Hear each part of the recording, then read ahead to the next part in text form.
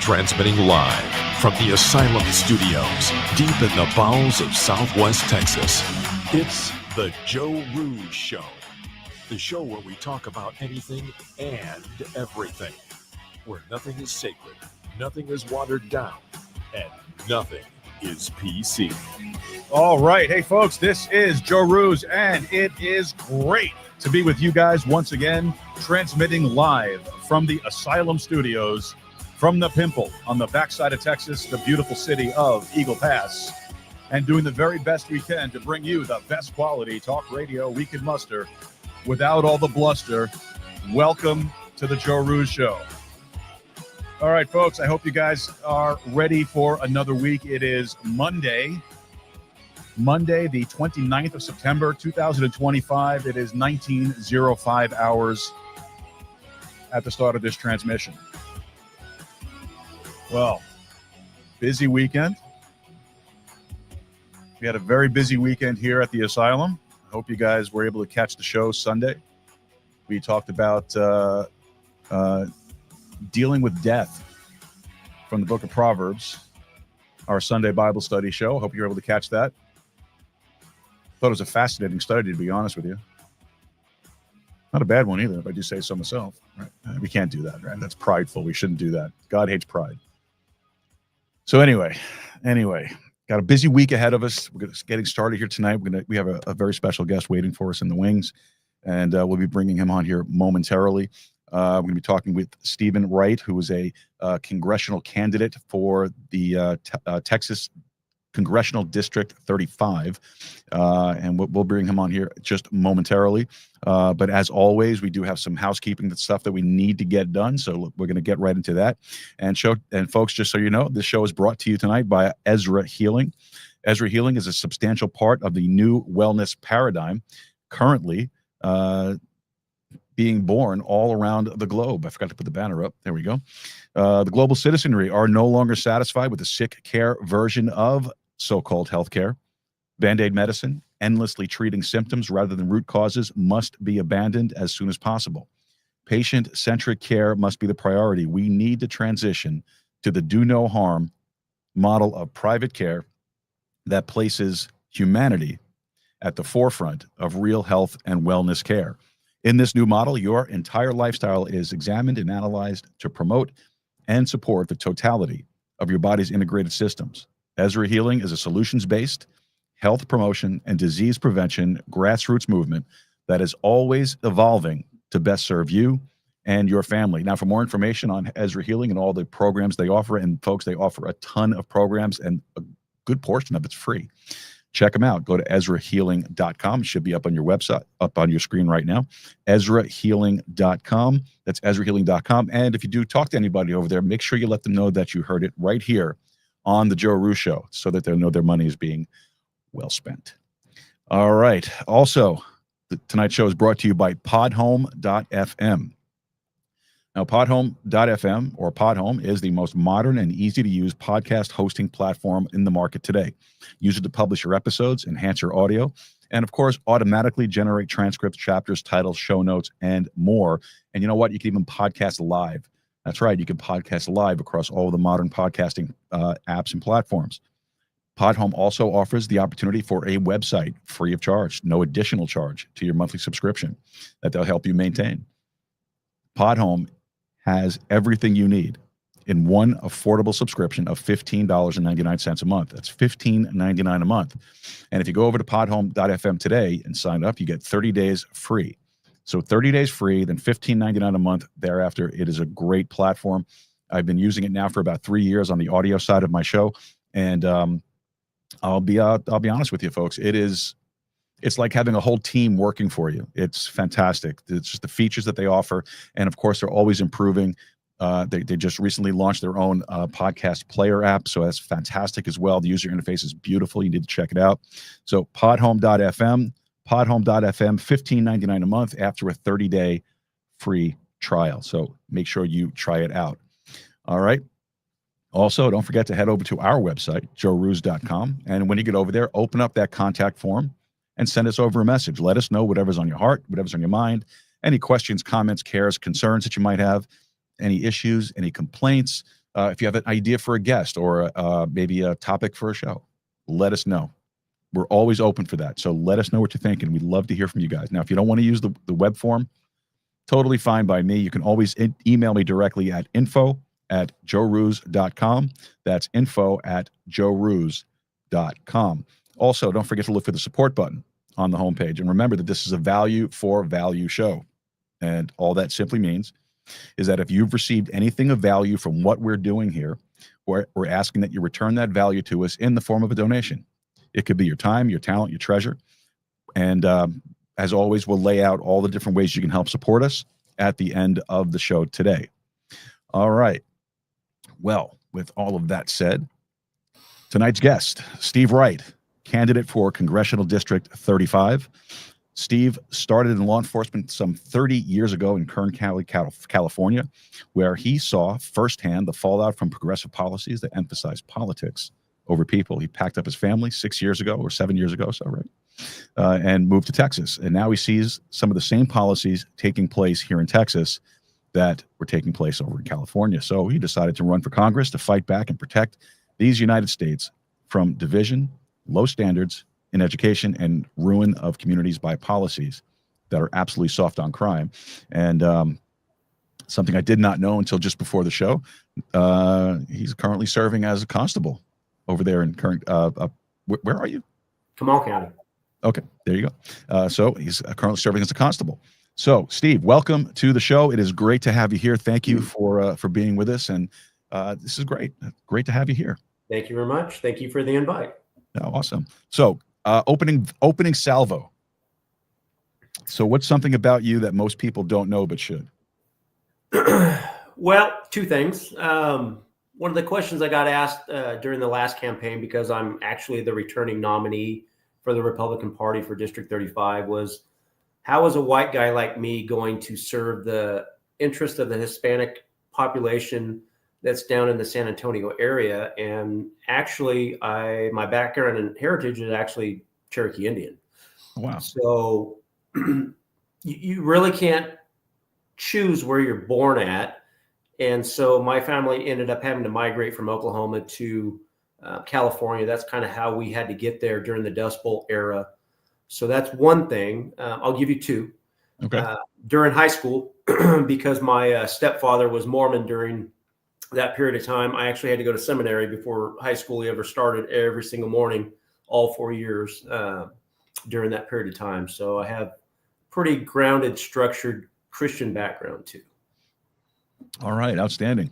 And so, what's your go-to to help you unwind at the end of the day?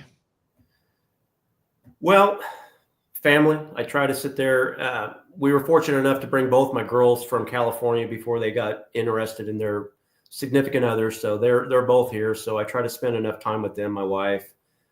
We've been together almost 35 years. So we try to spend what little time, because she actually is now working again too. She was in law enforcement with the same agency over there. So sometimes I'll click around on social media and see what's the flavor of the day or flavor of the week. So some of those things. That's about it. All right. Outstanding. Now you lived in Kern County, California. You served in law enforcement there for 30 years. What were some of the changes that you saw take place in your hometown and within California that really made you decide that Texas was the place for you to go? Well, California politics changed dramatically over my 30-year career. You know, some of the basic things in law enforcement, where when I started out, if somebody was pregnant and they took some drugs and they killed their baby that was inside of them, we could actually charge them early on in the career for murder. Mm-hmm. Towards the end of the career, they had changed the laws. So basically, you no longer were able to hold anybody accountable for doing that because it's a disease, it's an illness. But to the contrary, you actually were able to charge somebody if a drunk driver were to hit that same female and kill her or significantly injure her and kill the baby that was inside of her for murder or homicide, depending on which statutes you could actually press based on maybe previous DUI history and things like that. Mm-hmm. But the personal accountability was significantly going down. Just endless amounts of cash generation, you know, DMV fees were off the hook. If I were in California right now, the vehicles that I have registered here in Texas would cost me about $4,000 a year to register them over there. Because they're based on, in 2014, they considered all trucks to be commercial vehicles, whether they were half-ton, small quarter tons, or all the way up to the 3/4 ton. And that was a money grab, basically, every single year thereafter that tax increased for that vehicle to get it registered. Didn't matter what you were using it for, if it was commercial or personal use. It just the nonsense that kept integrating state income tax. I mean, that's the big one. That's one of the things that we were looking at coming here versus there. And all in all, I think when we started our retirement in 21, we got the family over here in 18. So in 21, when I retired after 30 years, our annual savings was about $16,000 a year. Just cost of living, no state income tax, no vehicle registration fees, the fuel to fuel those vehicles, any consumables that we have to purchase were based off of transportation costs. They were increased because of the fuel and things like that. So it's just a constant power grab and money grab by everything that you can think of. And you could start seeing the writing on the wall. Energy costs, had I not bought solar over there, and I wouldn't do that here because of how cheap the electricity is versus over there. But the first summer we had a house built in 14. It cost me about $850 a month during those summer months when we first built that house. The next summer we put about $36,000 worth of solar onto that house. And it would cost me about $10 a month because I overpowered it with the intent on doing that. So we still got charged $10 a month to just connect to the PG&E grid. And now the Public Utilities Commission over there is now assessing values based on zip codes. If you live in a higher area, you're going to pay more money than somebody that doesn't, instead of subsidizing those low rents or whatever that they used to do before. So these are the same philosophies that they want to institute here in Texas, that we're seeing those red flags. Several years ago when Beto was running for governor, he was wanting to institute a state income tax, but he wouldn't indicate what it is exactly that he wanted to utilize that money for, or dedicate those funds for. I've heard Tellerico kind of saying the same thing along the same lines, since now he's announced that he's going to be running for Senate as well. Mm-hmm. So that same philosophy is traveling over here. And by God, we moved here for a reason, and we don't want California politics here. And some of the things that we saw over there, you start taking over the state seat, and then those things start progressing throughout the rest of the state. Well, they've already taken over Austin. Austin City Council is all progressive now. Mm-hmm. A lot of the problems that we saw in the state legislature here this last general session was a lot of Democrat influence into what was going on in the legislature. So they're trying to do the same things that have been standard over there. They're funding homeless initiatives over here with NGOs. Same thing that they were doing up in the Bay Area in California. There's no accountability. They don't want to do audits. They don't want to sit there and allow people to see how the monies are being spent, the return on investments. They're not concerned with that. So that's the current 35.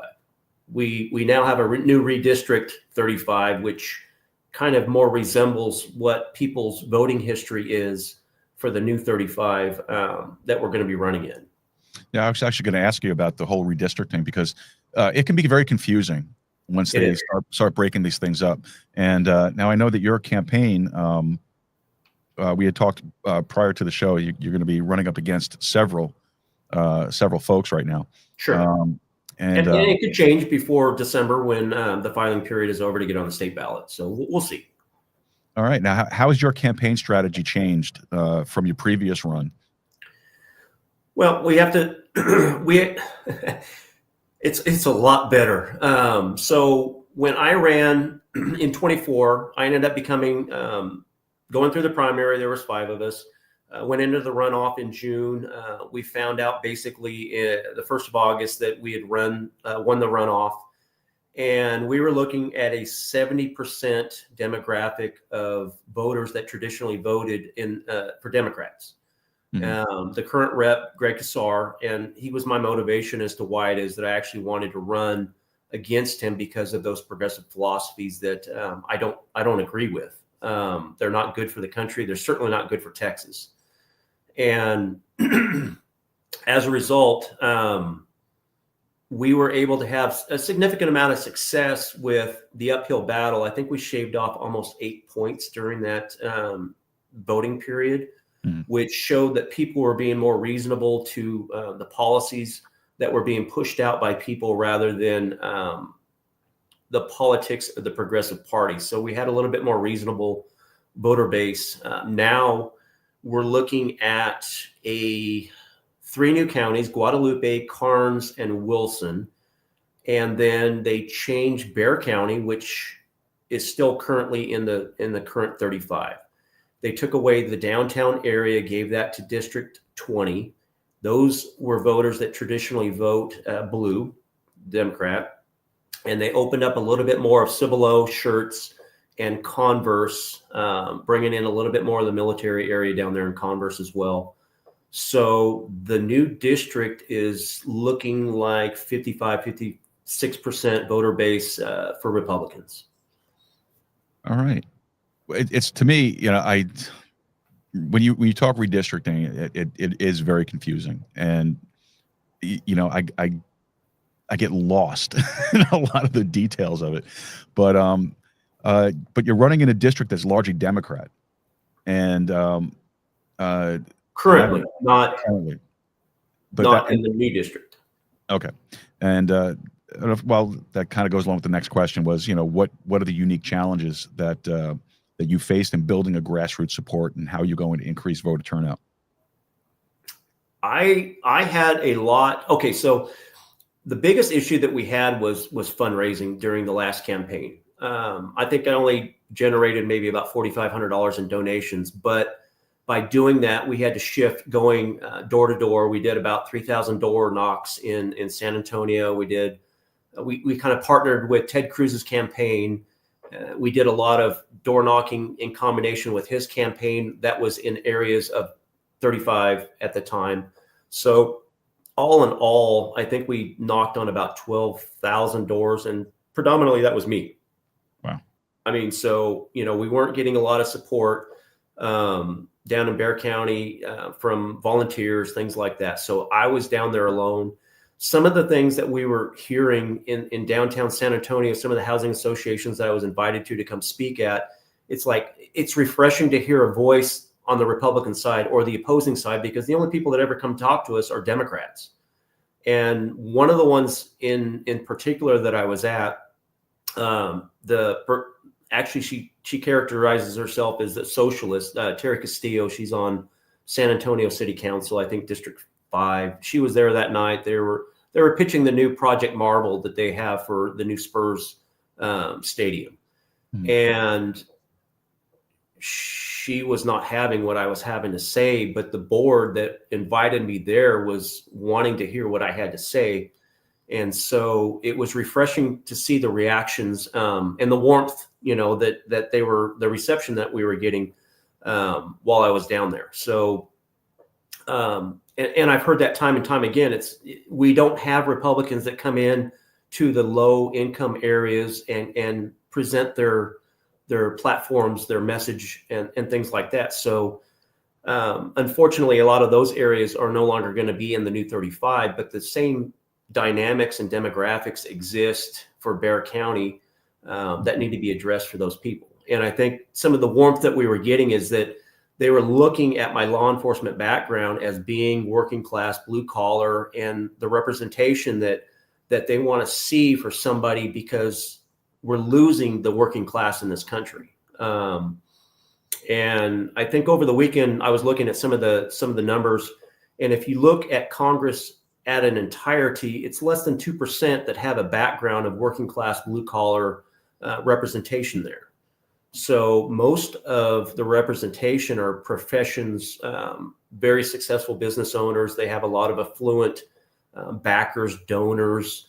And so you're losing the representation if you're wanting to have that for the working class, blue collar workers.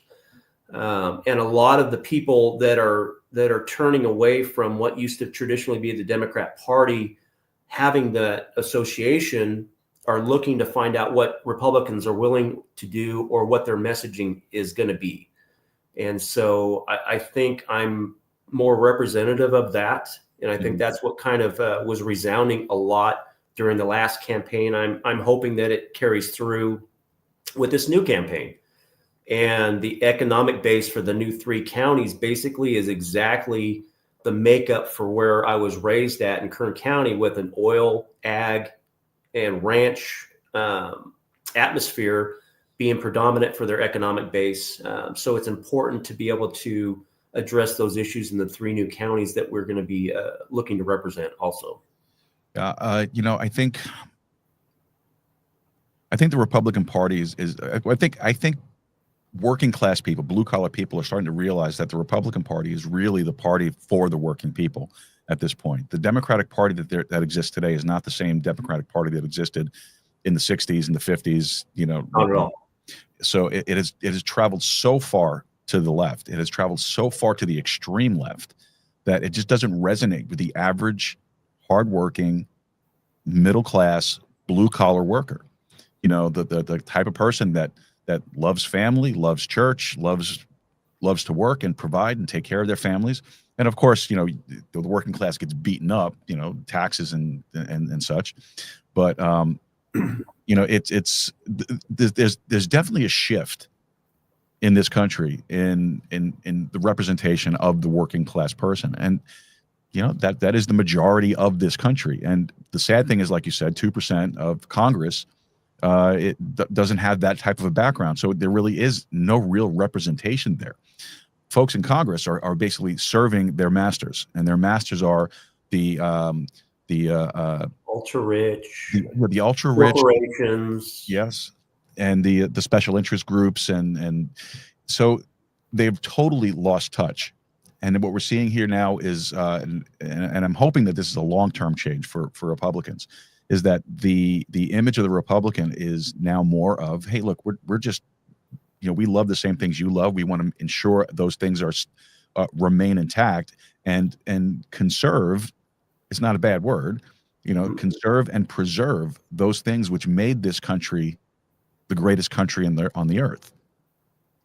Family, religion, family, church, love of country, those things which are so anathema to the left at this point in history. Absolutely. Which it's ridiculous.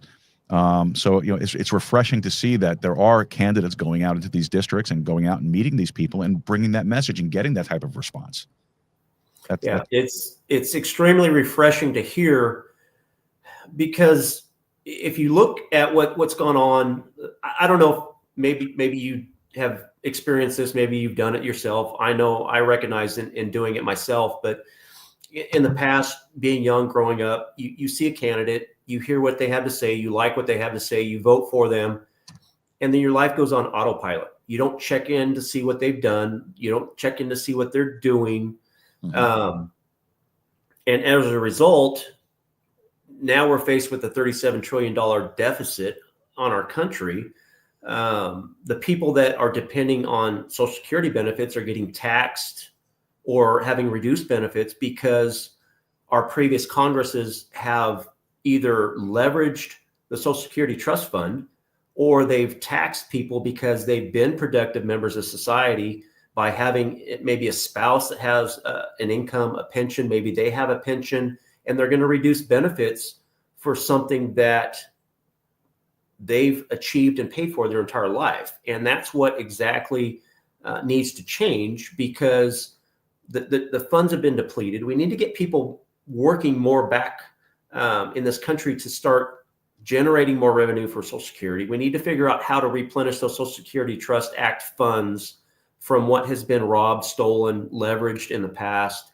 The big beautiful bill was just basically a Band-Aid for the next 3 years, where people that either are taxed or going to be receiving these benefits in the future can claim a tax credit at the end of the year, but on a month-to-month basis, they're still going to have reduced benefits. And I don't think people really understand that right now. One of the things that didn't get addressed in the big beautiful bill were people that are SSDI recipients, where they've been disabled and they've had to file for these benefits. And, it takes multiple years for some of these claims to get resolved. And what ends up happening is I think the tax credit's about $6,000 a year for Social Security to help offset what's being taken out on a monthly basis when you file your taxes. But let's say you have a SSDI recipient that gets 3 or 4 years of back pay as a result of getting those benefits finally awarded. And when you open up your statement, they're going to take over a third of those benefits because it's a one-time lump sum payment that the IRS requires them to take from you. And it could be $10,000 to $15,000, depending on how much it is that they're awarding you per year or per month for those SSDI benefits. So if you're only getting a $6,000 credit on your taxes and you're getting $10,000 to $15,000 taken from you, that doesn't offset that. That needs to be fixed. And so we need candidates that are going to go beyond Trump. Eventually, we're not going to have him in 3 years in the White House. Hopefully, we're going to have another Republican candidate. But we need somebody with a lot longer foresight as to what things need to get accomplished in Congress. And it's going to take a while to get people on board to start realizing that we need to fix it. We need to get new funding sources, like I say, for that. We have supposedly all this money coming in from tariffs. Why can't we redirect that money through a bill and redirect that into the trust fund, so that the people that are looking at these benefits aren't looking at 2034 to only get 80% of their monies because that fund's being depleted. So we need to do things that gain the trust back in our congressional members, our elected officials, because I don't think we have that across the country anymore. So we need candidates that are willing to have a vision, a long-term vision that's going to fix things and be willing to dedicate themselves to bring back the middle class. I've got allergies, so I'm a little nasally today. So private equity funds are a problem in this country. They're now creating an issue in many different categories. We've got majority of the assets that they, State Street, Vanguard, BlackRock, we have a lot of retirement funds, 401ks that invest in these funds. And then these funds take the assets that they have and they invest in major corporations across the country. And they don't just invest in them, but they get majority shares in these corporations, and they overrule a lot of what these boards do on these corporations. And so they become profit driven because the private equity investments that they have, they want to perform for those. And it's kind of almost like they're acting as a monopoly, and you need to tackle them because Congress has the ability to do that and regulate monopolies. But the other thing that they're doing is they're buying up nationwide entire housing districts, housing neighborhoods, developments, and they're buying in bulk, so they get a discount from the builders. Let's say D.R. Horton, sells a house that traditionally sells $400,000 or $500,000, but they're going to buy an entire neighborhood or subdivision, and they get a discount, let's say $300,000. So they go through. They might rent them out. They might just let them sit there and appraise in value and increase. But and this is what I've also been explained on how they do this. They'll have a sub account that they have, and they'll sell that investment portfolio to them at a profit. And then they'll leverage that with loans and go out and do this again. So they are falsely inflating housing values across the nation by doing this, because home affordability is no longer there. And so they have a significant impact that they're creating as well.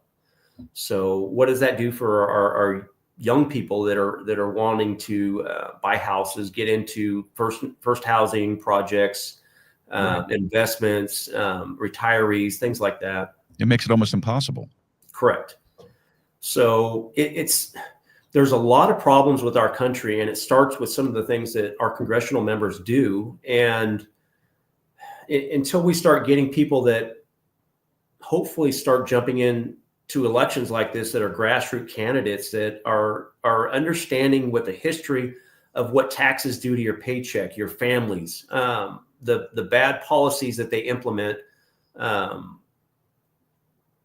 we're not going to change. And we're certainly not going to start developing trust in our elected officials at the congressional level until we start seeing a positive change. And one of the other things that they do, where have all of our jobs gone for the middle class? They've been outsourced.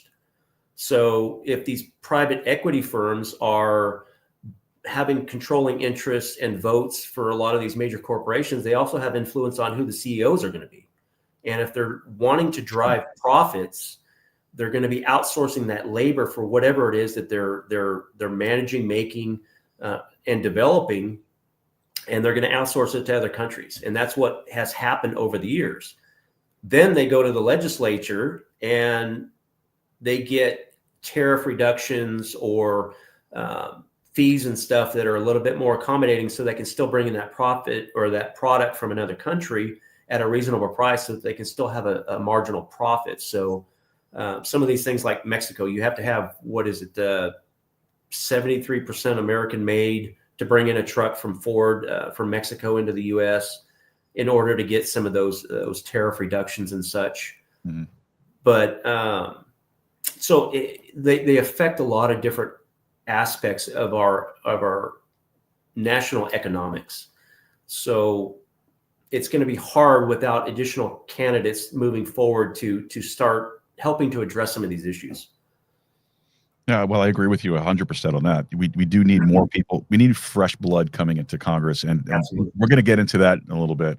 What I would like to do, though, before we get into anything else, really, I want to get into your policies, your platform, because I will say that I've looked at other congressional candidates, and I think kind of lacking on the national politics for the particular offices that they're running for.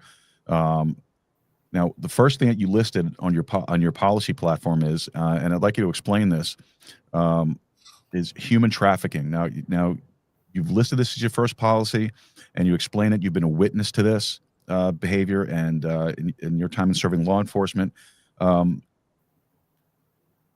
what do you think would be the first policy that could be established to help the innocent lives that are caught up in human trafficking? We're going down a good road right now by controlling the border. So the amount of people that are no longer coming across the border affects this.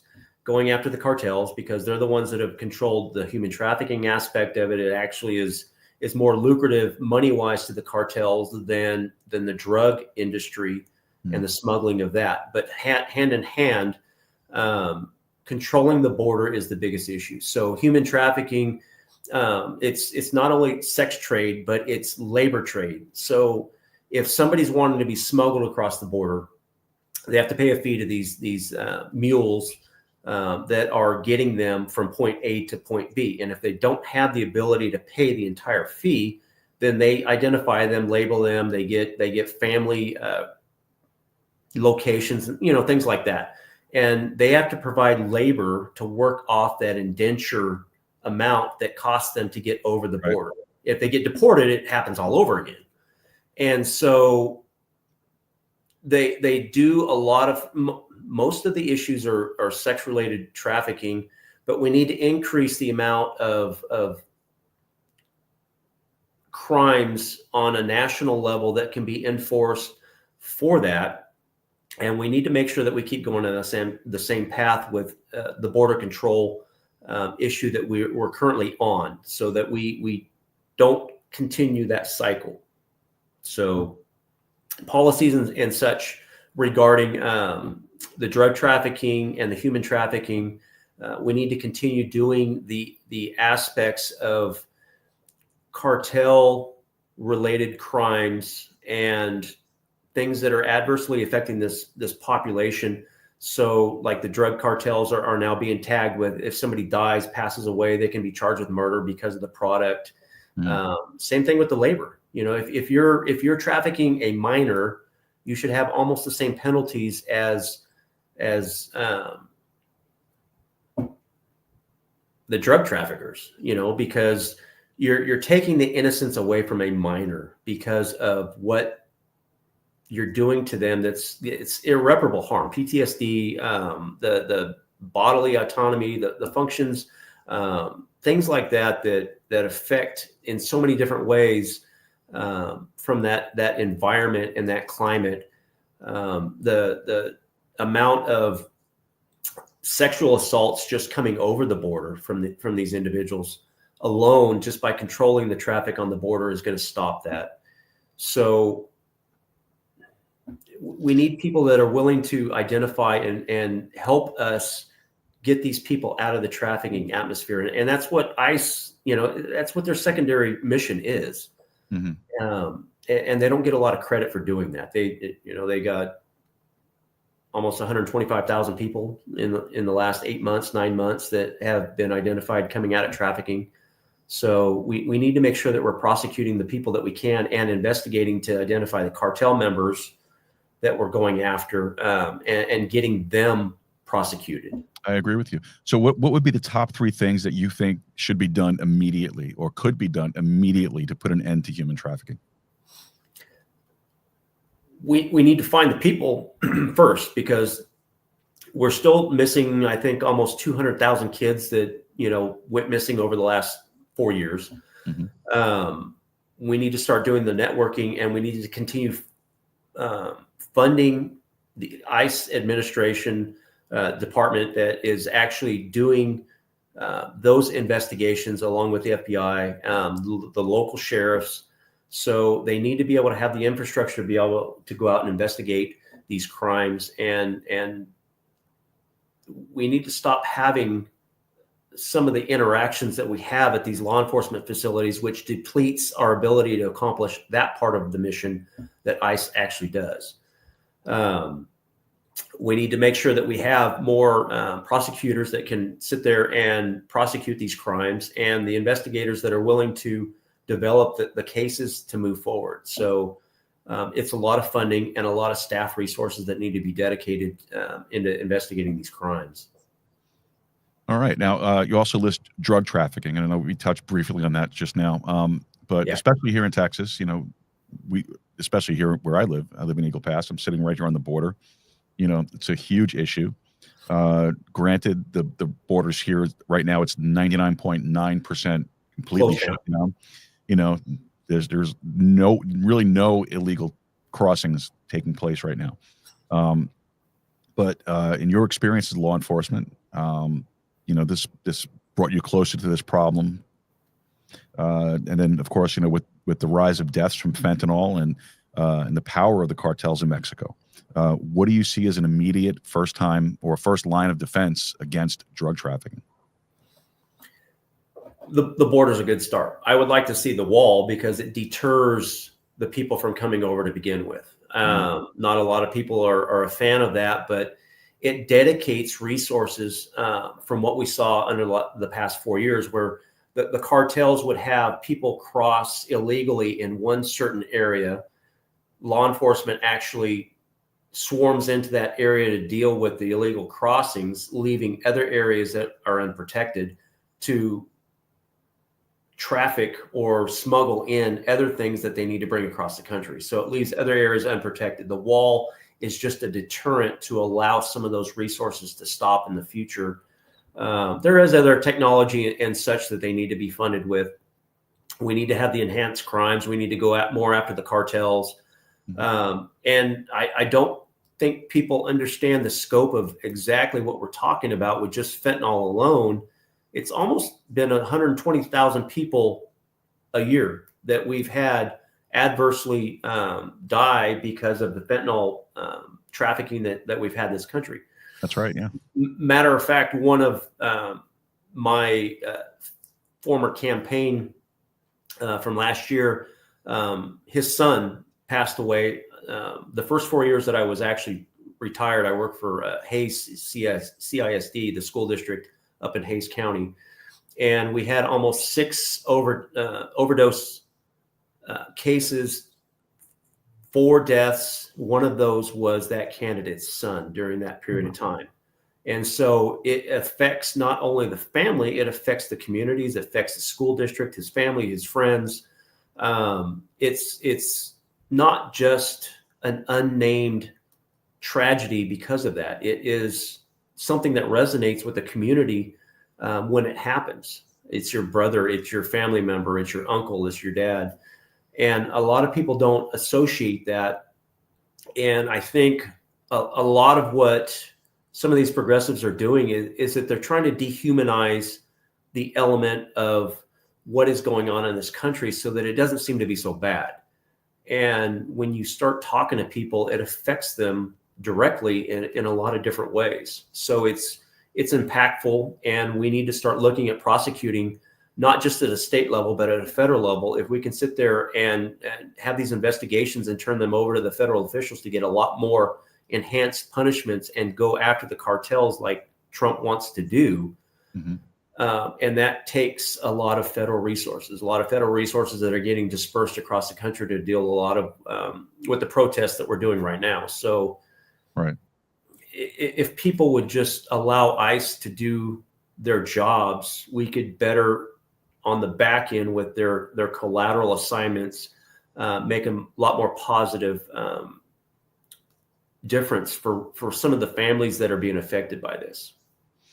Now, speaking of ICE, and we mentioned a few times here, we're talking about immigration reform. That's another platform on your policy platform. Where would you begin with this policy? What would you do? What would be the first step you would take? So, working for the school district for the last 4 years, I developed a lot of friends and coworkers that are here. They're doing the right thing. They've come into the country legally. They've asked everything that ICE has been doing. They've married American citizens. They keep their papers up to date. They have families. They have businesses. They pay their taxes, but they're not citizens yet. And a lot of the concerns that they have is it's such a unknown program. I would like to see an expedited process that shouldn't be any more than 30 to 60 days once you submit the documentation that would be part of the program, like marriage certificates, tax records, marriage marriage certificates, tax records, your current immigration paperwork that you've been doing the entire time, and maybe the birth certificates of your family members, your kids that you've had. And it should not require you to pay $300-400 an hour for an attorney to do that for you. It should be an easy process that's easy to navigate for these individuals that warrant doing the right thing. We should be applauding them for wanting to do that, and we should be applauding the people that do things the right way and not concentrating on the ones that are doing things illegally in this country and are getting deported because of it.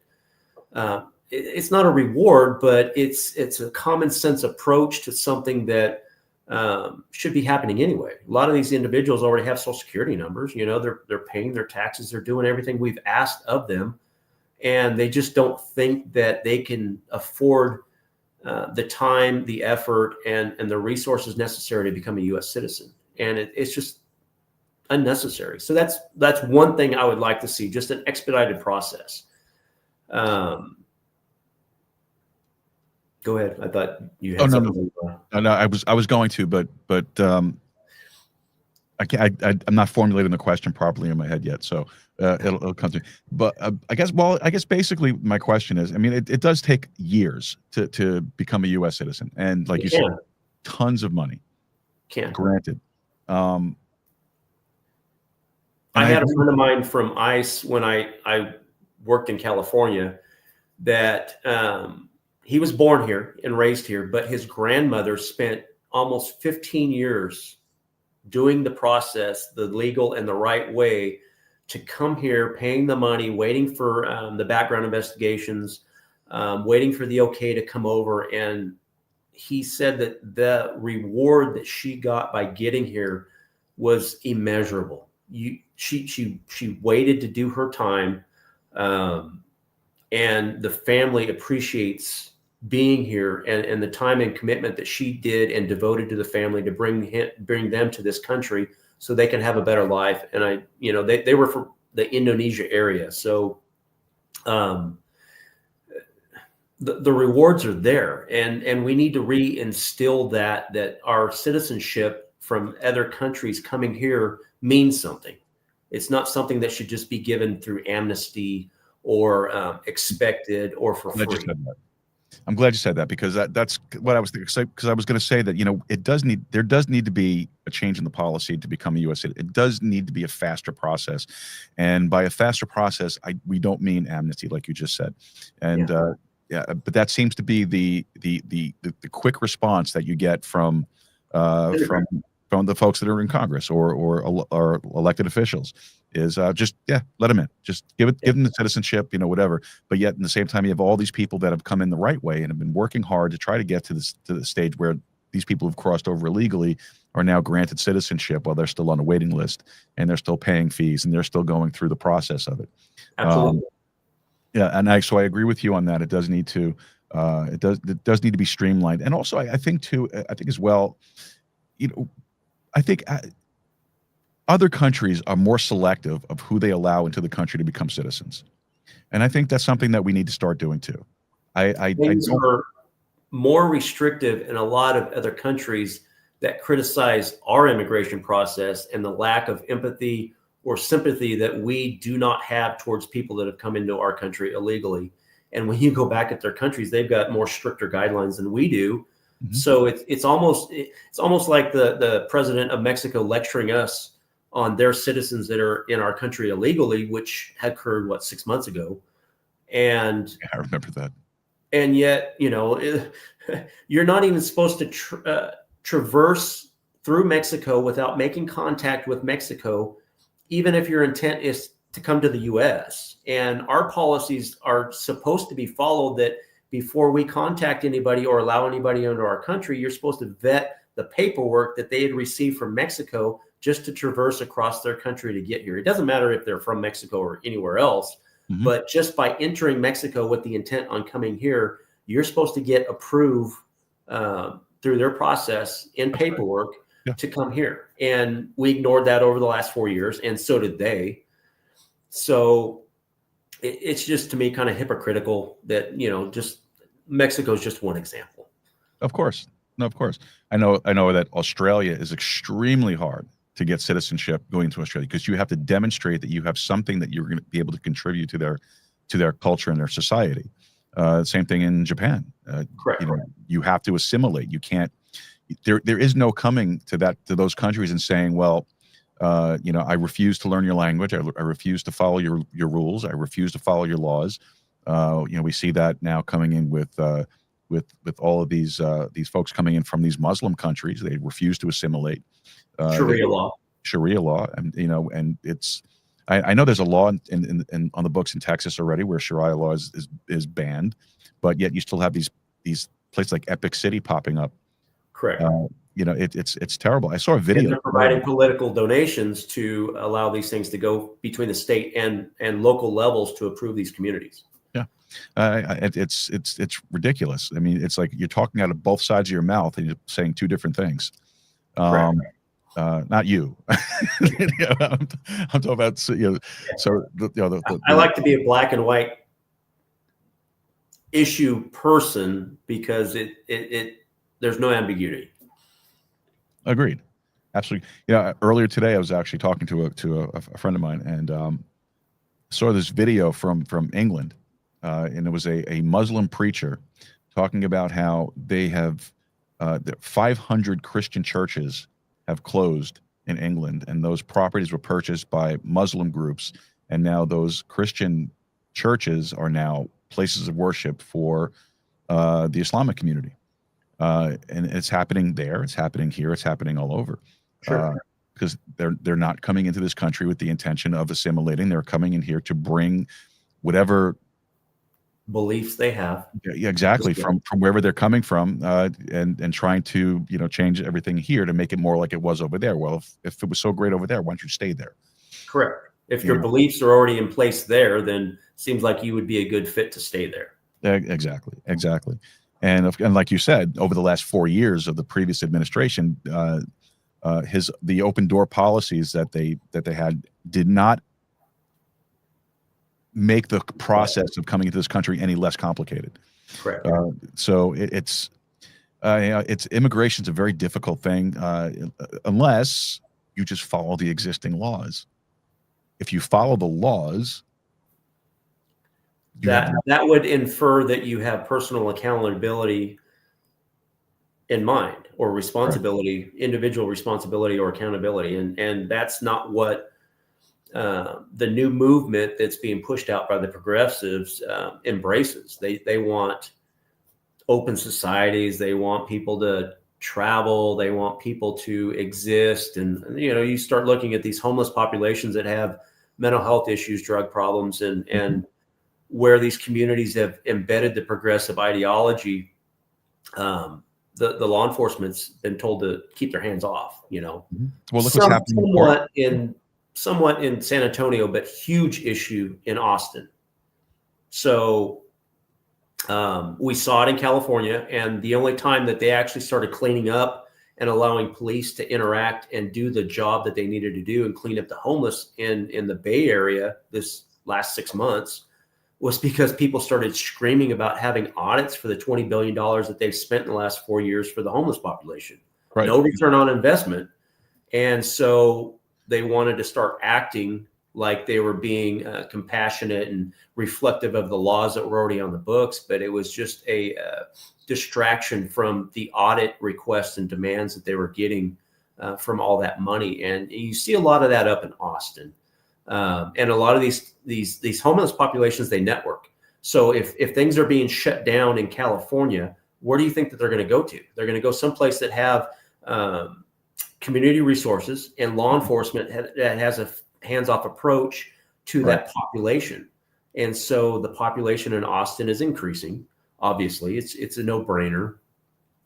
So is the funding for the NGOs and the homeless community and stuff that's coming out of Austin. So fortunately, that's no longer my district that I'm going to be running in, but it's still a concern, and you see it, and we certainly don't want it to be happening.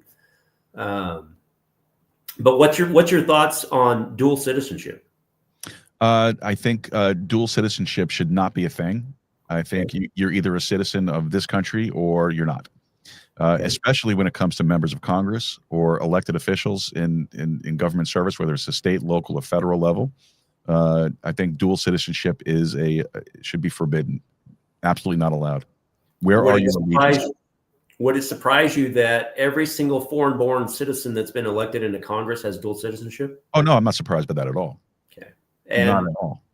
I think the last number that I was told that there's somewhere around 60 members of Congress that actually have dual citizenship for various reasons, but every single person that's been foreign-born that's been elected into our congressional membership have that dual citizenship. So, right, and that's why you hear some of the comments that they make talking about the communities that they represent, that's who they're loyal to. Correct. And it's interesting that most of the progressive ideologies that they're pushing is for the socialist agenda for the countries that they were born in, and they want to bring that here, but they're claiming an oath and allegiance to the United States. It's just unusual, and I think it's just basically a fallback to that's where the money's at. They're trying to disrupt the country, and Well, I think the ultimate goal of the globalists, the ultimate goal of the progressive movement is the breakdown of national sovereignty. Mm-hmm. They don't want a strong United States. They don't want a United States that is that's moral. They don't want a United States that's you can be compassionate and be moral, but united as well. They don't want that. They want the open borders. They want it just like it is in Europe, the European Union. They don't want to see American exceptionalism. They don't. Yeah, they've been telling us for a long time that they are going to destroy us from within, and which they have. We need to start paying attention because they are actively doing that. Well, that's the other thing too. I'm not the only one who says this. I've heard it many, many, many times. When a progressive, socialist, communist, whatever you want to call them, tells you they're going to do something, they're already doing it. But not only that, but believe them, because they're going to do it if they're not already doing it. Yeah. Just like they accuse the right of doing all the things that they're doing and have been doing. If they're telling you that they're going to tear down your society, they're going to tear down your country, they're going to tear down your city, your state, they're going to do it, and they are doing it, and it's spreading. It's like a cancer in this country. I agree, and being a little open-minded to see what's going on, you actively see that this is what they're doing. They've got their rhetoric and their propaganda on the college campuses. Mm-hmm.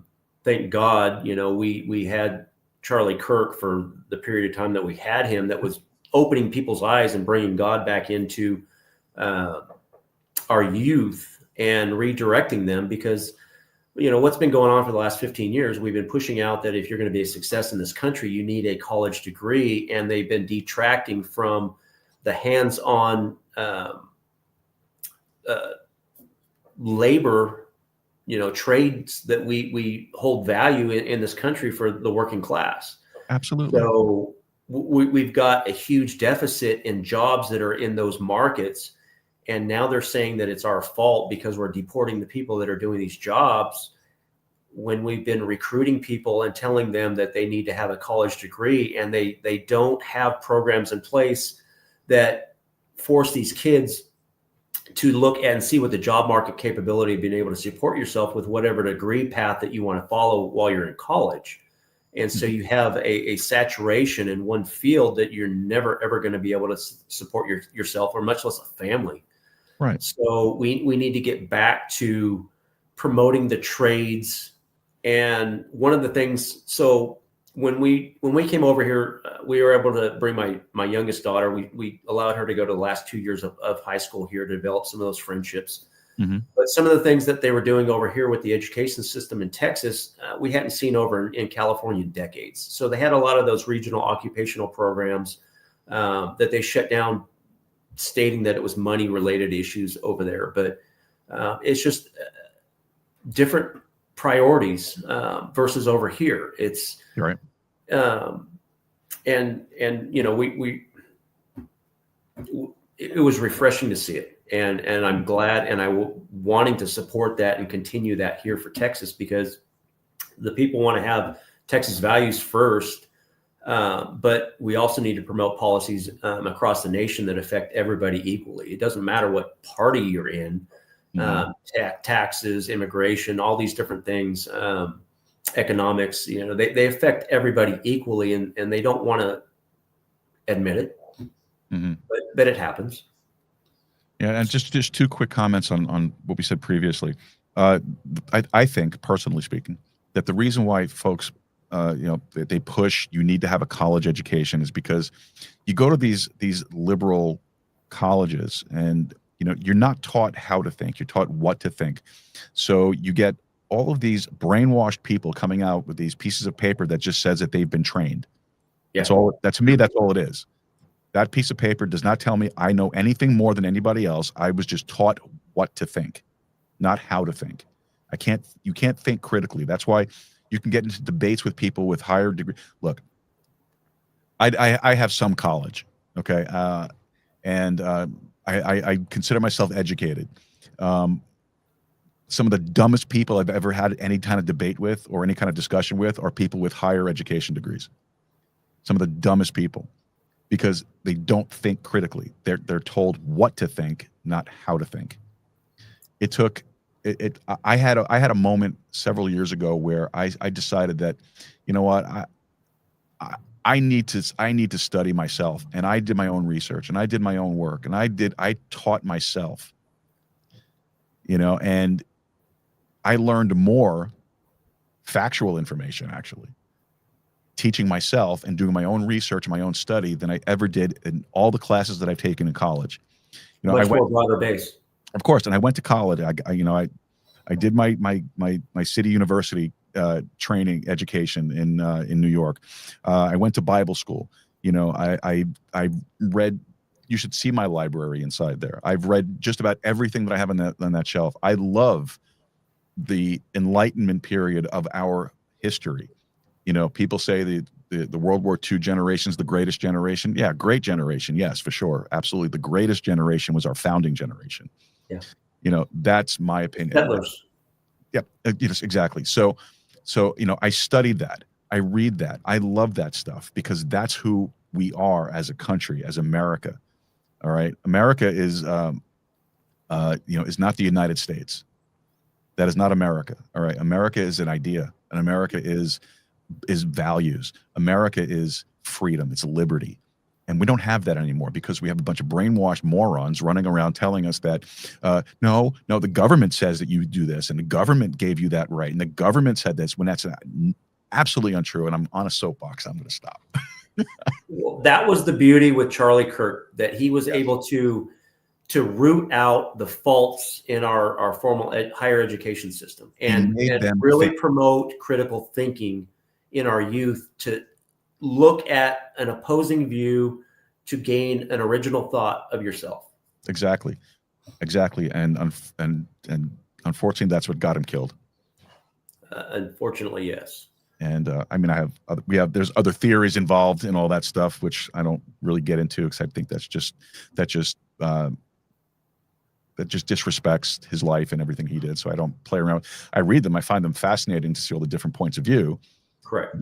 But what happened, and it's a terrible thing. It's a terrible stain on this country that something like that happened, that a bright, intelligent young man was taken out because he brought discourse, which is what the left always talks about they want.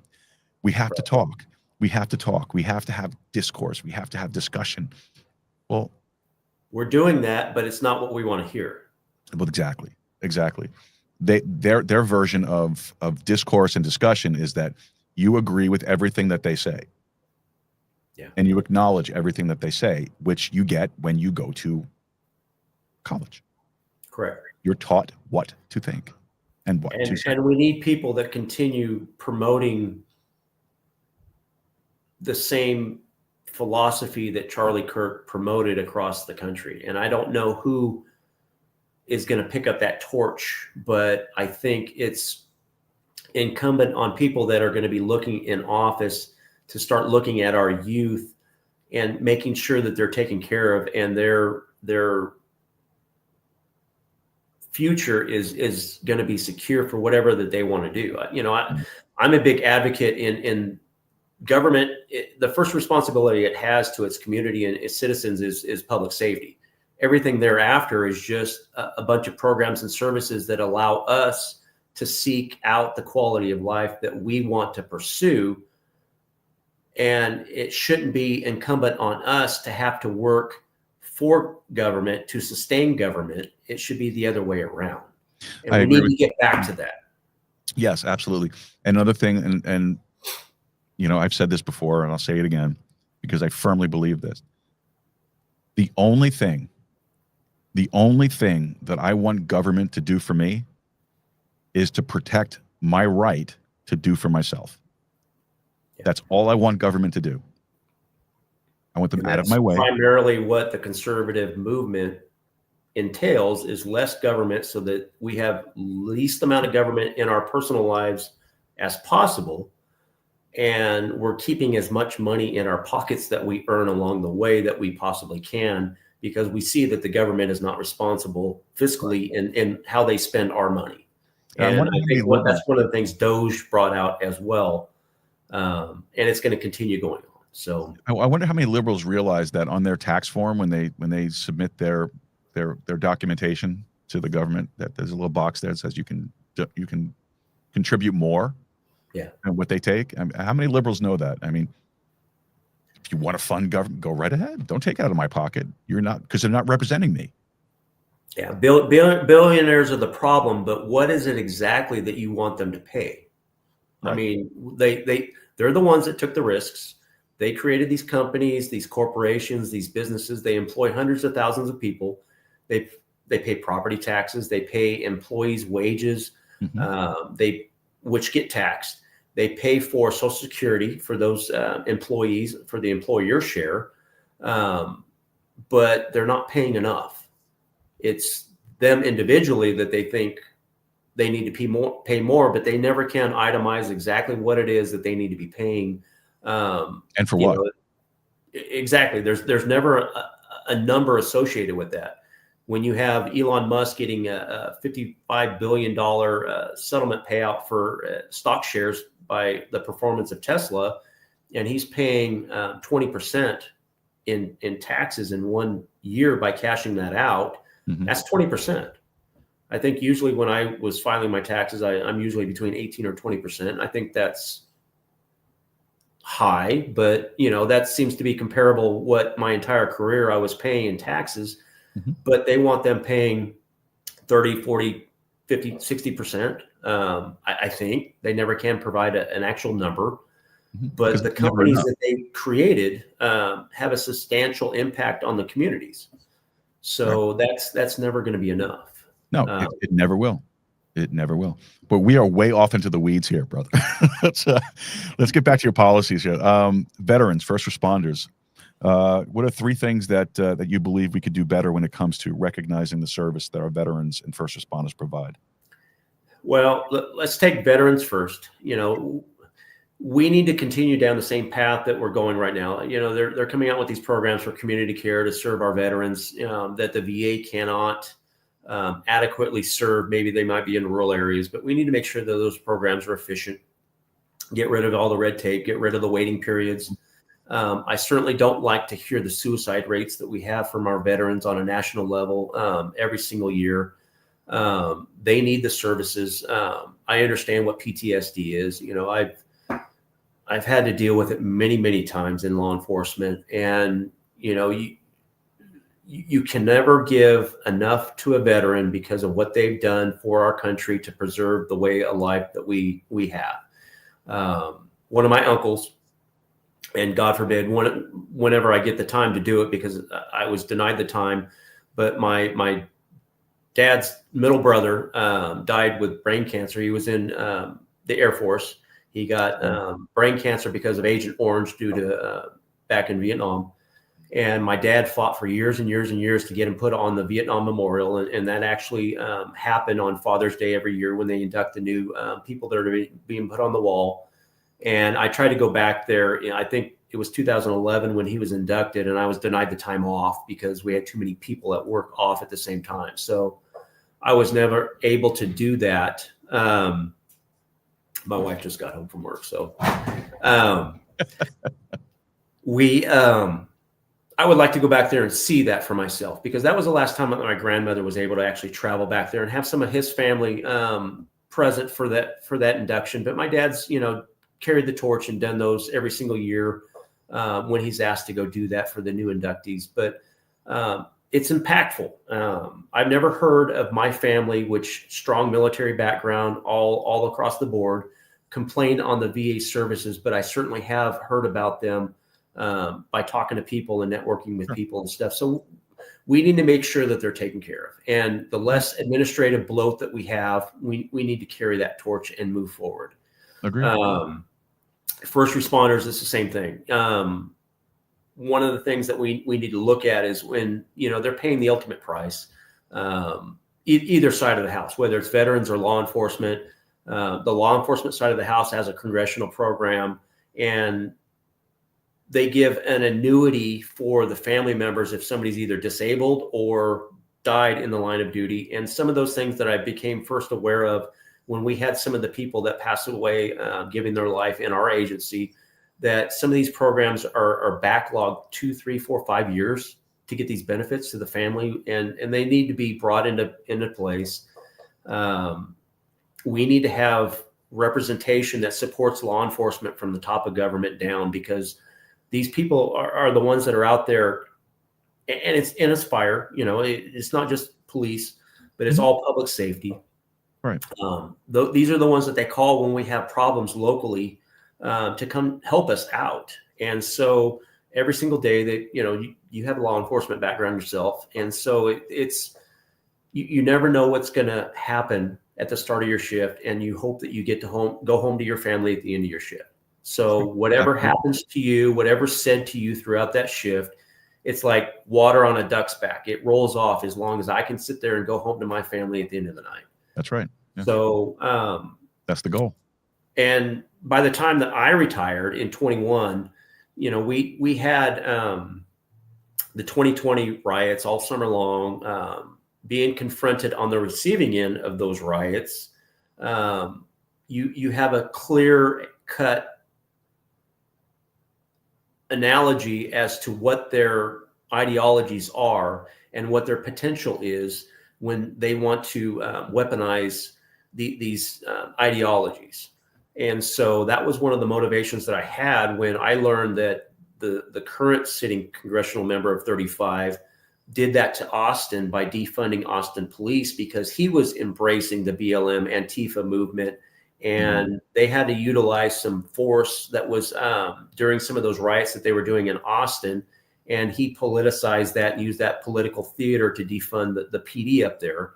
And since government has the sole responsibility of to its citizens as public safety, you just don't do that. And the aftermath still carries through today of what he did back in 21. So that was kind of my motivation to jump into this to begin with, to start getting a support system in place for our law enforcement and our public safety members that are out there doing the job every single day. Outstanding. And you talk about providing armed security in schools to protect the children. What roadblocks do you think you'll face when trying to present this as a policy? Funding is the big thing. We already have that here in Texas, but funding is not being provided for some of these programs to have armed staff on current campuses right now through the state legislature. We do have COPS funding that we can utilize through the federal level to maybe help offset that or prioritize that with states that aren't funding that across the nation, or maybe like here in Texas, some districts are just absorbing that cost. They're getting private security that are armed and going through TCOL, which is the state licensing, to make sure that they have the training adequate. Some have police forces, some don't. So funding's a big key with getting that streamlined. And there's a lot of support for that nationwide. I don't know how much support that's going to have with, private institutions now that like state here has done the voucher systems where you can just go to a private institution. If the state's going to try to require or pick up the funding to have law enforcement personnel that are armed or private security that's armed at those locations. But that's probably, one of the biggest hurdles I see. The funding, yeah, I could see that. Very important question for me is the Second Amendment.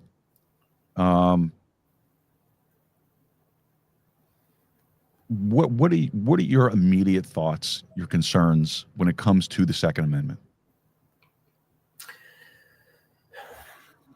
I'm fearful that we're going to have a change in administrative leadership, and they're going to start imposing nationwide red flag laws, because we see the weaponization of our legal system with Trump and other individuals that supported his agenda in the past and currently, and it's going to get chipped away, and it's going to adversely affect everyday citizens from keeping guns in their everyday lives and access. They've already had concerns with veterans, military personnel that have PTSD not being able to access or buy, or having them flagged so that they can't purchase weapons on the federal level in some states. And so because I don't trust the red flag law system, it's going to get weaponized and it's going to get misused and abused. Now, in California, we did have that. We had a lot of very positive red county conservative that I grew up in and I worked in law enforcement in. We had the ability to bring in a judge to seize weapons and things like that for victim services for domestic violence, stalking, crimes against persons where a weapon was used, to where we could go out under a warrant and seize weapons, especially if it involved stalking and victims of domestic violence. And it had oversight with the judges. And that's what I'm fearful, that on a nationwide level, it's going to get misused and it's going to adversely affect people that have an absolute right to own and retain their weapons. I just, where I get hung up is that, the Second Amendment's a right that was given to us, not by government. It was given to us by God. Yep. And it says very specifically it shall not be infringed. So I don't like the idea of red flag laws. I don't like the idea of restricting, but I do understand that there is a need to, especially when you have someone with a mental disability. I get that. I understand it, but and I know that it will be heavily misused. Absolutely. And can I inject a scenario? Sure. Let's say somebody was under the care of a medical profession and they get diagnosed with some type of mental illness. Mm-hmm. And let's say a doctor prescribes some type of psychotropic medications, and through the course of that treatment, they become suicidal, homicidal, mm-hmm. and they're taking these psychotropic medications, which is an imbalance in their brain system. Should a medical professional be required to report to local law enforcement that this person is unstable because they have these homicidal or murderous tendencies, and they're under the influence of a psychotropic medication, mm-hmm. where law enforcement should take the responsibility of going out and safeguarding access to the weapons that they may already have in their system, or preventing them from buying future ones so that they don't act with those. Yeah, you think that could absolutely get misused? Absolutely, because let's just put it this way: you could go through a period of taking not just, but maybe you have anxiety, mm-hmm. right? You're going through something. You have some anxiety issues. Your doctor prescribes you an anxiety medication. Well, most of the anxiety medications, some of the side effects are suicidal tendencies, and homicidal, exactly. depression, exactly. everything that goes along that road that we've seen in some of the shootings that we've had, 5 to 7 of the school shootings that we had in the last 2 years. Yes. So it's going to get abused, and I don't want to support red flag laws. I've seen them used, and I've used them in a very positive manner, but I I not at any way supportive of them because I know that they're going to get abused. So my ideology falls back to absolute abilities to protect the Second Amendment. All right. Now we kind of hinted at term limits. We had a great conversation prior to the show about term limits, and I am in total agreement with you that there needs to be term limits for every level and branch of elected service. The example you brought up was Dianne Feinstein being wheeled into the Senate chambers. There's a second one. There's a second one. Oh yeah, I'm sure we'll get to it. Yeah. I mean, you could third one. You got Joe Biden with the auto pen. I mean, of course, Yeah. But the example that we spoke about prior was, Dianne Feinstein coming in, and her daughter, I think you said it was, that had power of attorney and was directing her and what she should be voting and so on and so forth. That's disturbing.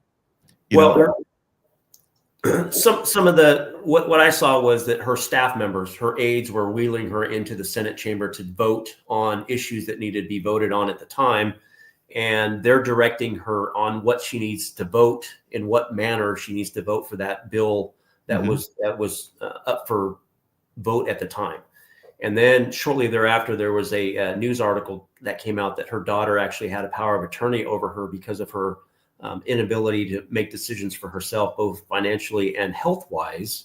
And so a court in California had granted that. So she can't make her own personal decisions, but she's making decisions on behalf of the country as an active senator in the U.S. Congress. So right, which makes no sense. And how long was she in there? And she was also an anti-Second Amendment advocate as well, but and had a CCW and carried her own gun, and private security. So it's problematic all the way around. And then we had a Senate House member from northern Texas the same way. She disappeared for 6 months, and I just saw the article again over the weekend. I can't remember that she was in a nursing home for the last 6 months, paying $4,000 a month, and hadn't been at her office or even in the congressional sessions that were occurring at the time. So she's an active member of Congress in a nursing home. Yeah, I remember mentioning her on my show when at that time that was going on, but I can't remember her name though for the life of me at the moment. I saw it over the weekend. So yeah, I read it. The name just escaped me, but that just reminded me of the second instance where we really need to look at term limits. And I think we need to go a little bit farther if we're going to prevent career politicians from occurring. So I would like to see not only, let's say, a 12-year term in Congress as it is. So that would be the equivalent to 2 Senate sessions, elections. And that could get reduced if you have local and state prior service where you've been an elected official at a state and local, so that 20 years would basically be the cap. So let's say you spent 8 years, or let's say 20 years at a local or state level, and you want to come into Congress, you're only going to be able to serve 12 years because you've already had prior service at the local and state level. Now you can't say that you can't do that because it's a different office, but you can certainly create a bill to prevent these career politicians from taking over and moving their way up. And 2 4-year terms, 8 years, less like the presidency, something like that. Or I signed off with the U.S. term limits campaign that they're pushing out both local and federally. So I think that they're wanting 3 or 4 congressional terms, like House. So it's not a very long period of time, but I think reasonable wise, 2 Senate terms should be max. So however you want to get elected and perform your service, we need to see about getting those things changed, because we're getting a lot of candidates. They're calling them the uniparty because they don't get anything done, and they're getting donations from both sides of the aisle, and they're not benefiting the country. They're not benefiting the middle class. We've had an erosion, a substantial drop in the middle class across our country. So we need to get back to policies to support what we can in Congress, and we need new blood. And I agree. And what do you think about age limits?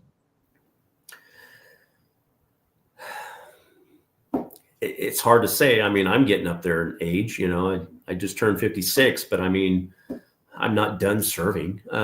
What about your eligibility to serve between the ages of like a cognitive test? Is that kind of like 21 to thought that you're going 21 down? to 65? You're eligible to serve in an elected position. After that, you're out. The age in which maybe you're able to claim Social Security should be a disqualifier. Yeah, 66, 67. Yeah, something like that. That would be interesting. You know, it's just ideas. You know, I mean, because and the reason why I say it is because you look at people like Dianne Feinstein, look at people like Joe Biden, you look at people who have been sitting in these elected positions for so long, and then they get to the point where they can't think straight for themselves. Bernie Sanders, 38 years, I believe. Yeah. I mean, he still somewhat has his mental capacities there, but you know, they're fading, of course. I mean, he's getting older. But his loyalties, the wonderful thing that we have now is called the internet. We can go back and see how these candidates flip flop all over the place because we can pull up those videos now, right. And it's a wonderful thing at our fingertips and resource to go back and see what they're doing. You know, Schumer, you're right. You're absolutely right. You know, Lloyd Doggett, the one that's going to be running or said he was going to rerun again, turning 80 this year. He's been in politics for 40 years up there in Austin, in Texas, representing in Congress. So that at some point in time, you need to have a life and enjoy your retirement. But you're going to have, some people have cognitive issues, some people do not. So I don't know where to draw the line at, but it's definitely a concern with me. And especially if they've got medical issues that you can sit there and pronounce and identify.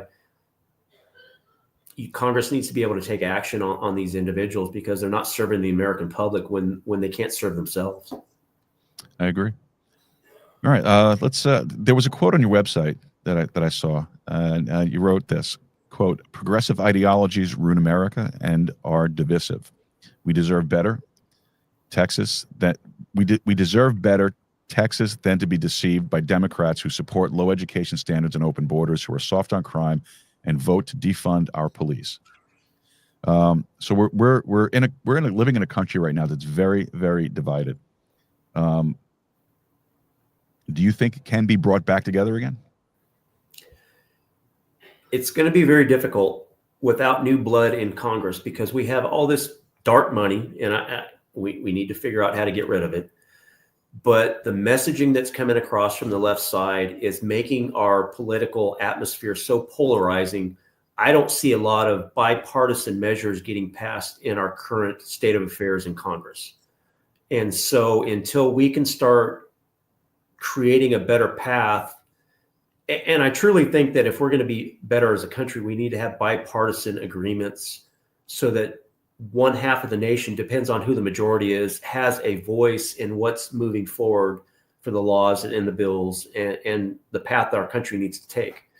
And I think that's what's missing in a lot of our representation is that you have a majority party that comes into power and they forget that there's other people in their districts that need representation also. It's not just your ideology that needs to be pushed out. Mm-hmm. And so Congress is the same way. But until we start getting some of these things addressed on a nationwide basis and new blood into Congress, I don't see that changing for a very long time. So I think some of the helpful things, term limits, I would love to see us stop having foreign-born citizens getting elected into positions of power. But those are going to take congressional and constitutional changes, and getting that 2/3 vote passed by the current Congress is just unachievable. And it's going to be a Pandora's box if you do a convention of states, because once you open that up, they can change anything in our current Constitution that they don't like. That's right. And so I am dead set against the Constitutional Convention. I am Article 5. I am dead set against that. I think that's be a huge mistake. There's a lot of support, believe it or not, here in Texas. Yeah, I know, which is disturbing, which is very disturbing. Marjorie Taylor Greene said, she mentioned in a statement about the possibilities of national divorce. Unfortunately, I think that there's a lot of momentum behind stuff like that. Texas has been talking about it for a while. Yeah, it has. So that was one of the appealing things of wanting to retire here with the family, is that Texas has the ability to do it, whether they actually enact that or not. But there's a lot of people that have value in that ability that live here in Texas, and there's a lot of support for doing that. Mm-hmm. So, and Texas isn't the only state that talks about this stuff. California's been talking about it. New York talks about it. Vermont. I think New Hampshire has the longest running campaign for national divorce. Yeah. So it's not just a uniquely Texas thing. This is and it's a natural thing. It's not something that's so anathema. It's a natural thing. I mean, if the 13 original colonies didn't secede from Great Britain, we wouldn't have America, United States. This American Union that I like to call it, like the European Union, the American Union. It's not a bad thing, and I know we spoke about it beforehand, so I'm not going to get too much into that conversation we had, because you didn't give me a definite answer. So I'm not going to put you on the spot there now. But there is the possibility, and sometimes I look, no mystery here. I've talked about it many times. I am part of an organization that advocates Texas independence, the Texas Nationalist Movement, and I agree. I don't know how federally that would translate to a statewide movement to secede from the Union. I don't know what that does to our representation in Congress. Well, there wouldn't be any. What's that? There wouldn't be any. That's what I'm saying. That's why the state structure government is the way it is. You have the governor, which would be similar to the presidency. Sure. Yeah, exactly. I'm just saying the office itself, the governorship would be considered like a presidency. Then you have the two houses of Congress, you have the state and the state senators, and you have the state representatives. The bicameral system. That's what the federal government was modeled after. The federal government system was modeled after the state governments. So it's feasible as possible. Texas does have the resources. It does have the ability to do so. It can happen. It's just up to the people, though. It has to get presented, on a ballot, and the people have to vote for it. And that's what this organization that I'm part of does. That they advocate for it. They try to push to get this on a ballot. They came close last session. Not this session that just took place, but the previous session to that with Dade Phelan. Yeah, 2 sessions. They pulled some parliamentary shenanigans with the petitions and such, and they wouldn't allow it to get put onto the platform. But another interesting thing too is the Texas State Republican Party platform is Texas independence. It's on there. Texas first. Yeah, exactly. So those are conversations that I think are going to happen. Now, right now, they were very much more vocal about these things under the Biden administration, obviously. Under the Trump administration, things kind of whispers now because, hey, things are a little bit better. Things are, in most regards, things are a little bit better. In some regards, they're great. It's not a bad conversation to have, and I think it's an important one to have, because you can't have a cookie cutter government for 300 million people. The values of New Hampshire are not the same values in Louisiana. The values of Louisiana are the same as North Dakota and South Dakota. You can't come up with any real legislation that is going to be applicable. One size fits all. Exactly, it's not going to work. It can't work, and it's been proven not to work. This monstrosity that we have right now is not with the intention of our founding fathers. We were supposed to be a union of individual sovereign countries. That's where state comes from. Individual sovereign countries that have compacted together just for mutual trade and common defense. That's really what the original intent was. Yeah. And you get that. Congress was supposed to regulate that, so it was fair. Correct. and Congress was only supposed to meet for, I think, 3 months out of the year. That was it. And then they would go back to their states, and that was it. And they would come back again, and when they got called into session. Sure. Not to permanently live in Washington D.C. and have a little townhouse in Washington D.C. and have your home here in your home state and whatever it is. No, it was never what the intention was. And it's just like it was never the intention to have a direct election of U.S. senators. The original was the U.S. senator was appointed by the governor of the state. Correct.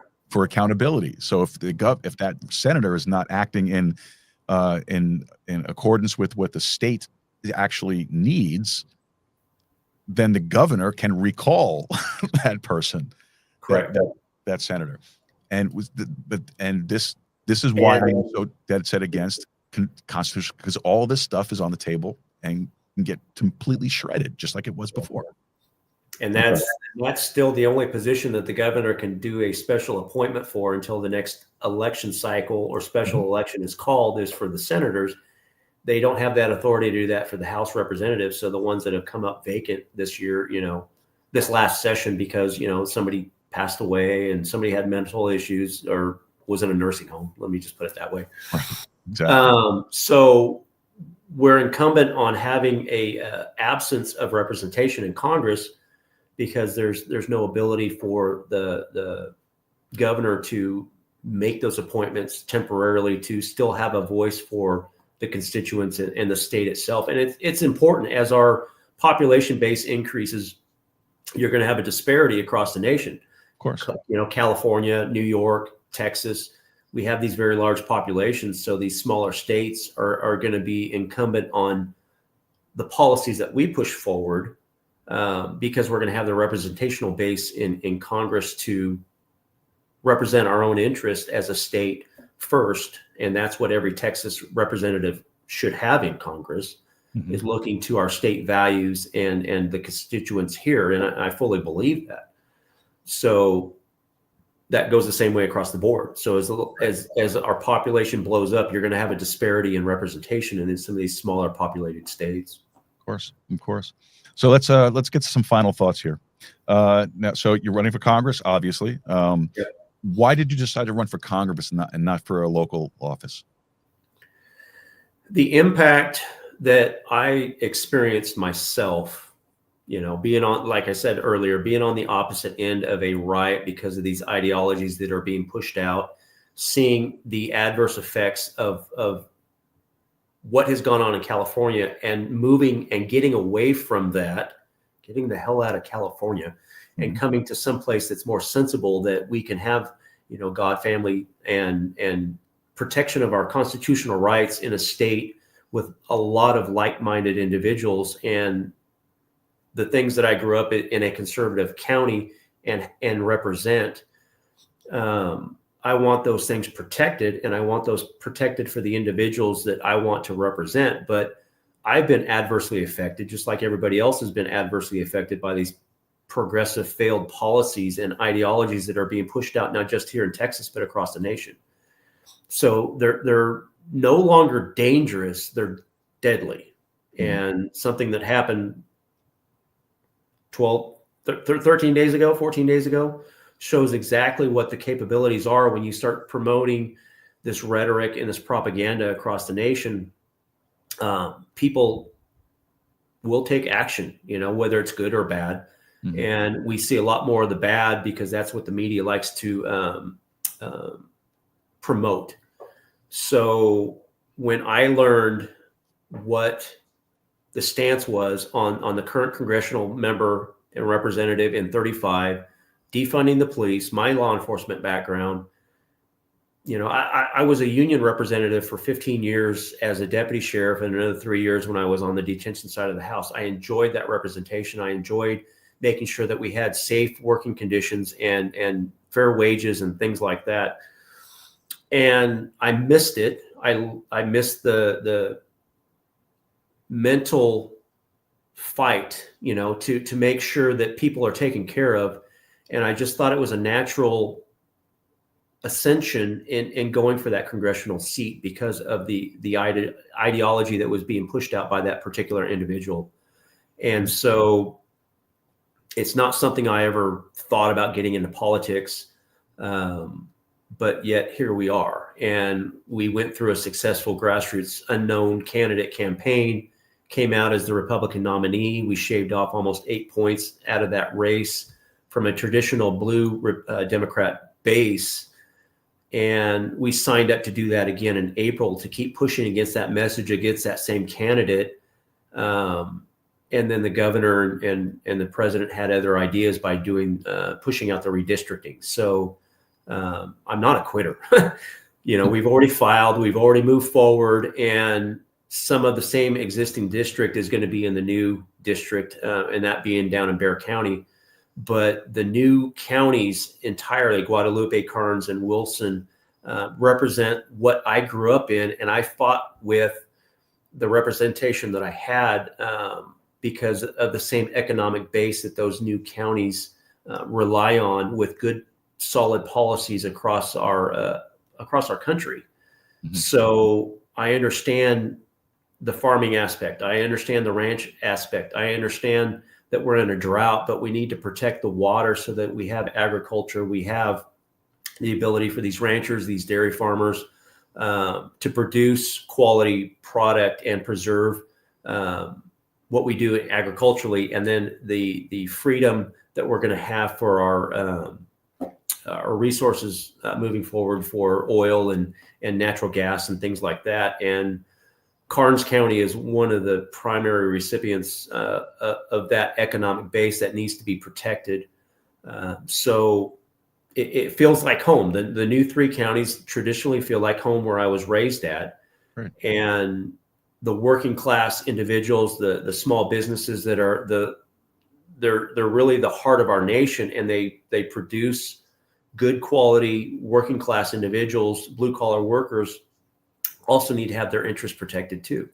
So it was just a lot of frustrations in what we see in Congress right now, wanting things corrected, and then the bad ideologies that were being pushed out that we experienced for the last 4 years. So it just seemed natural for me to jump into that race, which seems unheard of, and not trying to ascend through either a state or local elected positions prior to. All right. So who's someone that you respect right now, and what are they doing that inspires you? Politically? Or anywhere in general? Well, I like a lot of what the Freedom Caucus in Congress does. They're fiscal hawks. So I see myself aligning with them. Chip Roy was one of the most outspoken individuals in that caucus, trying to do sensible things for our country to make sure that we have our voting base protected when it comes to a SAVE Act, making sure that U.S. citizens are the only ones voting, making sure that what we're passing as a economic bill, trying to get back to a actual annual budget that Congress approves instead of doing these ridiculous, CRs and omnibus bills. So I admire his dedication to make sure that everyday Americans are being taken care of. And they're at the forethought of what they're doing before they do it, and making sure that that carries forward. So that's kind of where I'm at. Outstanding. All right, Stephen Wright, where can the audience find out more about you? I have your website coming up right here, right now. So the new website this year is going to be Steve Wright for TX-35.com. Please like, share, spread it around. And most importantly, these grassroots campaigns depend on donations. And if we're going to get the messaging out and start changing the atmosphere in Congress and start getting a more true representation of our working class blue collar workers, then this is where it starts. All right. Any social media, anything you want to put out there? I do have X. I'm still running the old campaign on Facebook. I have the new campaign on Facebook. I have my private Facebook pages, all Stephen Wright. Steve Wright for TX-35, Steve Wright for TX-35, and then just Stephen Wright on Facebook. And I believe it's Stephen Wright CD35 on X. So I do have a fairly decent presence on all three of those platforms, Instagram as well. And some of the feed from my Facebook page does come on to the actual campaign website as well. Outstanding. Outstanding. All right, Stephen Wright, thank you so much for spending the night with us. We really enjoyed having you on the show. And we'll definitely be looking to have you back on again very soon. I have all your contact info. I think you have mine. So let's keep in touch and let's get you back on the show really soon. Okay? New issues, they change on a weekly basis, it seems like. So yes, sir. Let's get some good work done. All right. Stephen Wright for Texas. Thank you, sir. Have a great night. You too. All right, folks, don't forget to head over to our website, joeroos.com. That's joeroos.com. And drop any comments or questions that you have down there for us and let us know what you think, any opinions that you might have had during the course of the show tonight. Also, don't forget to sign up for our programming announcements email list. All right. Very, very, very important to do that because we send out all this information for you and let you know what we're doing. I don't know if you can hear Charlie barking out there. It must be dinner time for him. So he's ready to go. But so it's joeroos.com. Open up that contact form. Send us over a message. Let us know what you're thinking. Also, don't forget to do the programming announcements email list. Look, it's free. It don't cost you nothing. All right. It's not a big deal. So sign up for it. Get yourself on it. We don't sell your information. We don't share your information. It stays here with us. And we're not going to spam you. I'm not going to send you a bunch of things. Here, buy this and buy that. Just sign up for it. All right. It's the best way for us to keep in touch with everybody in between shows.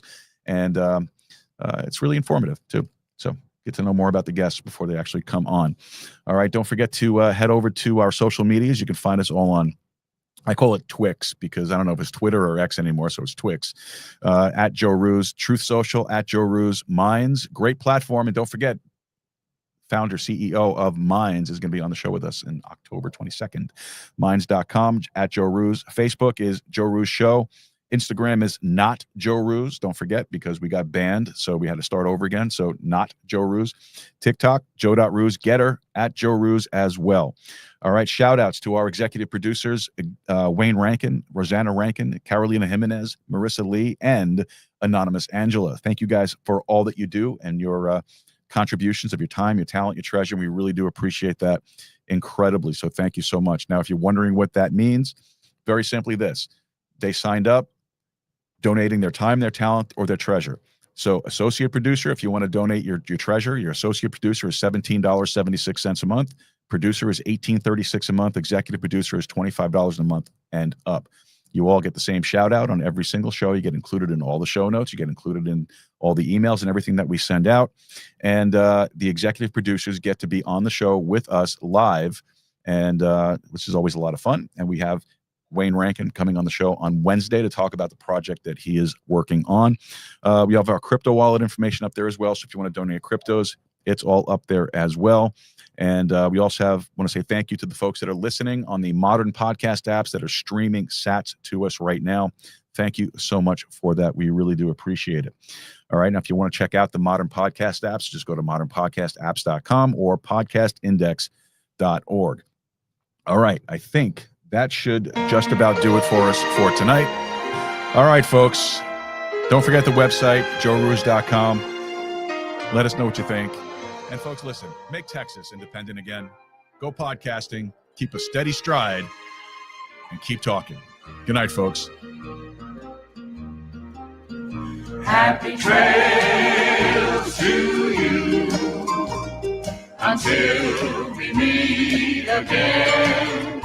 Happy trails to you. Keep smiling until then. Who cares about the clouds if we're together? Just sing a song and bring the sunny weather. Happy trails to you till we meet again.